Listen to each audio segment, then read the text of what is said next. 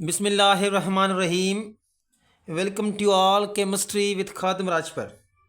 तो अॼु असां वटि एंट्री टेस्ट के हवाले से फर्स्ट ईयर की chemistry unit number 2 atomic structure जो लेक्चर नंबर 3 है। Discovery of electron. इलेक्ट्रॉन की डिस्कवरी। इलेक्ट्रॉन के डिस्कवर किया वियो कैथोड रेज़ एक्सपेरिमेंट सां। हिन जो हिकिड़ो ॿियो नालो भी है कंडक्शन ऑफ इलेक्ट्रिसिटी। इलेक्ट्रिसिटी की कंडक्शन छामा थ्रो गैसेस में एट वेरी लो प्रेशर बस हिन खे चवंदा आहियूं। इन एक्सपेरिमेंट जो सेकेंड नालो है। इलेक्ट्रॉन की डिस्कवरी जो क्रेडिट जो वञे थो मोस्ट प्रोमिनेंट साइंटिस्ट है Joseph John Thomson J Thomson. Electron के इलेक्ट्रॉन जो नालो के ॾिनो स्टोनिनो। इलेक्ट्रॉन की डिस्कवरी जेकॾहिं थी आहे तो लाज़मी ॻाल्हि आहे को सामान खपियो हूंदो, के इंस्ट्रूमेंट की रिक्वायरमेंट होंगी, के इंस्ट्रूमेंट्स रिक्वायर्ड होंदा। तो जी अस घर में का शइ पचाईंदा आहियूं तो का शइ खपंदी आहे न। कुकिंग जेकॾहिं कयूं था को सामान खपंदो आहे, बटन खपंदा आहिनि। तो ईअं जेकॾहिं इलेक्ट्रॉन की डिस्कवरी थी आहे तो को न को सामान तो खपियो हूंदो। उनखे असां हेडिंग ॾियूं था इंस्ट्रूमेंटेशन। उन छा कयूं, गिलास ट्यूब खयूं, शीशे जो ट्यूब हुयो हिकिड़ो। किताब लिखनि था उनजी जेका साइज़ हुई लेंथ हुई उहा 7 सेंटीमीटर उन्होंने एग्जैक्ट खई। माना उन्होंने जेका लेंथ हुई उहा 7 सेंटीमीटर ते हुई। उन खां पोइ इलेक्ट्रोड्स हुआ। इलेक्ट्रोड ॿिनि क़िस्म जा हूंदा आहिनि, हिकिड़ो कैथोड, ॿियो हूंदो आहे एनोड।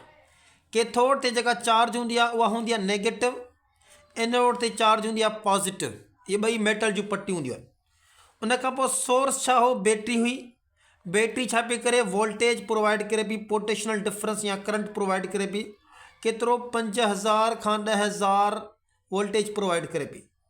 सैंपल जो उन कहिड़ो खयूं, सैंपल जो कुछ भी थी सघे थो, गैस थी सघे थी, एयर भी थी सघे थी, वेपर्स भी थी सघनि था। हे डायग्राम जो तव्हांजे साम्हूं आहे, हीअ असांजो छा आहे, शीशे जो ठहियल ट्यूब आहे, गिलास ट्यूब आहे जंहिंखे असां डिस्चार्ज ट्यूब चवंदा आहियूं। ऐं उन खां पोइ हीअ ॿ असां वटि इलेक्ट्रोड्स आहिनि। हीअ ॿ छा आहिनि, असां वटि इलेक्ट्रोड्स आहिनि।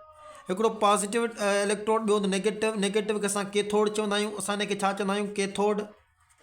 इनखे चइबो आहे बेटा एनोड। इन ॿिन्ही खे कनेक्ट कंदो आहे हाई वोल्टेज या सोर्स, या जंहिंखे असां बैटरी चवंदा आहियूं। ऐं हीअ असांजो छा आहे, वैक्यूम पंप आहे, या जंहिंखे असां साइड पंप चई सघूं था, जंहिंजो कमु छा आहे, अंदरि जेको प्रेशर आहे इनसाइड द ट्यूब उनखे रिड्यूस करणु। जॾहिं इहो सॼो सिस्टम हिन जेको आहे सो वर्के छॾियो, उन खां पोइ हिन सेकेंड स्टेप छा हो, वर्किंग। हाँ वर्किंग छा है, इनके आसान जो समझाने के लिए मां ही 3 शयूं मत लिखियो आहिनि। प्रेशर, वोल्टेज ऐं ऑब्जर्वेशन। छा पोइ जो सो ॾिसे, नॉर्मल प्रेशर जो होंगे 180 होंगे, 760 टॉर के बराबर है। हिते अंदर डिस्चार्ज ट्यूब में तमाम घणो क्राउड हो कंहिंजो, इलेक्ट्रॉन जो छा पियो करे, हार्डल रेजिस्टेंस क्रिएट पियो करे फ्लो ऑफ करंट के। तो नॉर्मल प्रेशर ते कहीं भी गैसेस में करंट पास कोन थींदो आहे। वोल्टेज 5000 का 10000 हुई आहे। जॾहिं ऑब्जर्वेशन नॉर्मल प्रेशर ते ऑब्जर्व किया तो current does not flow through the gases, या जो इन सैंपल खयों उन करंट पास कोन थियो। पोइ इन छा कयो, with the help of this vacuum pump pressure के कंदो रिड्यूस। 0.1 ते जेकॾहिं प्रेशर पतो तो उन ट्यूब के अंदर कुछ हिकिड़ी चमक प्रोड्यूस थी, ग्लो प्रोड्यूस थी। फर्दर रिड्यूस कंदो आहे 0.01 ते जॾहिं पहुचंदो, इन पहुचायो तो जेका गिलो प्रोड्यूस थी, ओरिजिनल गिलो वह डिसअपियर थी। कुछ रेज प्रोड्यूस था कैथोड का। कैथोड का कुछ रेज प्रोड्यूस थिया, उहे स्ट्रेट लाइन में मूव कन पिया एनोड की तरफ। उन्होंने खे नालो ॾिनो कंहिंजो, इलेक्ट्रॉन जो। उन खां पोइ असां वटि कुछ की पॉइंट्स आहिनि जेके असां एज MCQs तौर पर यूज़ करे सघूं था। ये MCQs ही आहिनि त gases are good conductor of electricity. Gases जेके हूंदियूं आहिनि उहे गुड कंडक्टर आहिनि इलेक्ट्रिसिटी जो, लो प्रेशर हाई वोल्टेज जा। ये MCQs आहे। गैसेस मां करंट पास तॾहिं थींदो आहे जॾहिं प्रेशर छा हुजे, लो हुजे, ऐं छा हुजे, हाई वोल्टेज प्रोवाइड कए।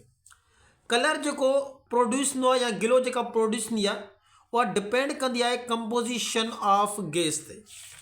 उन खां पोइ द वोल्टेज जेके रिक्वायर्ड होंदा आहिनि डिपेंड कंदा लेंथ ऑफ द ट्यूब ते and pressure inside the tube. उन खां पोइ असां वटि प्रॉपर्टीज़ ऑफ कैथोड रेज। छो जो इलेक्ट्रॉन के डिस्कवर किया है कैथोड रेज एक्सपेरिमेंट सां। सब खां पहिरियां चार्ज। कैथोड रेस जी जेका चार्ज आहे उहा नेगेटिव हूंदी आहे ऐं नेगेटिव चार्ज हुजण जे करे ही जेके मूव कंदा आहिनि पॉज़िटिव प्लेट जेकॾहिं असां इलेक्ट्रिक फील्ड अप्लाई कयूं या मैग्नेटिक फील्ड अप्लाई कयूं। उन खां पोइ शेडो मां मुराद आहे त जॾहिं असां कैथोड रेस जे रस्ते में को बि ओपेक ऑब्जेक्ट रखूं उन मां पास थी करे उन ठाहींदा शेडो। उन खां पोइ फ्लोरेसेंस जेका क्रिएट कंदा आहिनि उहा ग्रीनिश फ्लोरेसेंस हूंदी आहे ऐं पजेस्ड मोमेंटम जेकॾहिं कैथोड रेस जे रस्ते में असां को स्मॉल पेंडल रखूं त उनखे छा कंदा ड्राइव करंदा। इन मां मुराद इहो आहे त हिननि वटि मोमेंटम आहे। मोमेंटम मां मुराद आहे हिननि वटि मास बि आहे ऐं वेलोसिटी बि आहे ऐं हिन मां ई ख़बर पए थी त कैथोड रेस जेके आहिनि उहे रेज़ न आहिनि but they are the material particle. उन खां पोइ गैस खे आयोनाइज़ कंदा आहिनि independent on nature of gas. का बि गैस खणो उन गैस ते कैथोड रेस डिपेंड न आहिनि कंदा ऐं चार्ज टू मास रेशियो जेको आहे उहो कॉन्स्टेंट आहे 1.7588 × 10⁻11 कूलम पर केजी।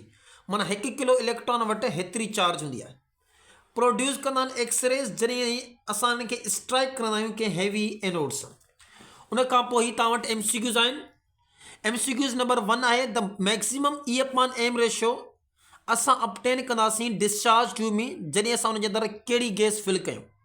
त मूं तव्हांखे पोएं लेक्चर में ॿुधायो त चार्ज टू मास रेशियो जेको आहे उहो असां मैक्सिमम तॾहिं हासिलु कंदासीं जॾहिं असां वटि गैस जेका उहा छा हुजे लाइटेस्ट गैस हुजे माना जंहिंजो मास जेको आहे उहो घटि हुजे। हिननि सभिनी में जेको मास ॾिसूं था घटि जेको आहे उहो कंहिंजो हाइड्रोजन जो आहे। त माना जेकॾहिं असां हाइड्रोजन गैस डिस्चार्ज ट्यूब में खणूं त असां वटि E/m ratio charge to mass ratio जेको असांखे त मैक्सिमम जेकॾहिं असांखे चार्ज टू मास रेशियो हासिलु करिणो आहे त उहा गैस खणंदासीं जेका लाइटेस्ट हुजे। त लाइटेस्ट गैस जेका हिननि में असांजी आहे उहा हाइड्रोजन आहे। त असांजो ऑप्शन जेको आहे उहो डी सही आहे। ऐं हीअ जेको MCQ आहे 2023 में MDCAT में आयल आहे। सेकेंड MCQ आहे which of the following has lowest E/m ratio. हिते चइबो त कहिड़ी गैस आहे जेका मैक्सिमम E/m रेशियो ॾींदी चार्ज टू मास रेशियो ऐं हिननि मां कहिड़ी जेका गैस आहे या कहिड़ी गैस आहे जेका असांखे लोवेस्ट E/m रेशियो ॾींदी। त हाणे लोवेस्ट E/m रेशियो जेको असां उन मां हासिलु करे सघूं था त जंहिंजो मास वधीक हुजे। हाणे वधीक मास जेको आहे उहो असांजो बेरिलियम जो आहे। त माना असांजो ऑप्शन जेको आहे डी उहो सही आहे। 2020 में ही MDCAT में आयल आहे। छो त डिस्चार्ज ट्यूब जे अंदरि इमिशन जेका थींदी आहे कैथोड रेस जी उहा रिक्वायर्ड। कैथोड रेस जेके इमिट थींदा आहिनि कॾहिं इमिट थींदा आहिनि लो पोटेंशियल हुजे लो प्रेशर हुजे तॾहिं, लो पोटेंशियल हुजे हाई प्रेशर हुजे तॾहिं, हाई पोटेंशियल हुजे हाई प्रेशर हुजे, हाई पोटेंशियल हुजे लो प्रेशर हुजे। त पाण पोयां पढ़ी आहियूं की पॉइंट्स में गैसिस मां कंडक्शन जेको आहे सो तॾहिं थींदी आहे जॾहिं प्रेशर लो हुजे ऐं हाई वोल्टेज हुजनि। माना हाई पोटेंशियल डिफरेंस हुजे हाई वोल्टेज हुजे ऐं लो प्रेशर हूंदो त तॾहिं जेको आहे सो डिस्चार्ज ट्यूब जे अंदरि कैथोड रेस जी इमिशन थींदी। त 2008 में ही MCQs आयल आहे MDCAT में। असांजो जो लेक्चर ही हो। सेकेंड लेक्चर जेको आहे उहो असांजो आहे डिस्कवरी ऑफ प्रोटॉन ऐं उन खां पोइ डिस्कवरी ऑफ न्यूट्रॉन। असां उनखे पढ़ी करे पोइ असां एटॉमिक मॉडल्स जेके थ्योरीज़ आहिनि उन्हनि खे असां डिस्कस कंदासीं।